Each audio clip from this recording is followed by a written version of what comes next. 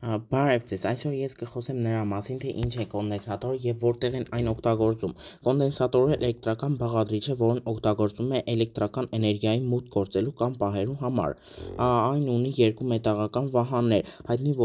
որպես էլեկտրոիդներ, որոնք բաժանված են մեկ իզոլացնող նյութով, որը կոչվում է դիէլեկտրիկ։ Կոնդենսատորը պահում է էներգիան որպես էլեկտրաստատիկ դաշտ եւ կարող է այն բաց թողնել կամ ընդունել շատ արագ ժամանակահատվածներում։ Այս հատկությունը նրան դարձնում է շատ կարևոր տարբեր էլեկտրոնիկայի, էլեկտրական համակարգերի և սարքերի մեջ։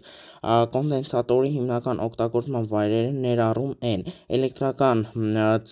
ցանցերում էներգիայի պահպանում և ֆիլտրում, էլեկտրոնիկայում ազդանշանների ֆիլտրում կամ ժամանակի հետ կապված էլեկտրական հոսքերի հավասարակշռում, նաև կարող են օգտագործել որպես սահմանափակումը և էներգիայի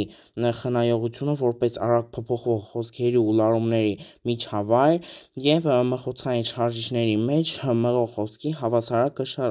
հավասարակշռում։ Կոնդենսատորը կարող են օգտագործել նաև տարբեր տեխնիկական լուծումների մեջ տվյալների փոխանցումից մինչև հոսքի խիստ արագ փոփոխություններ։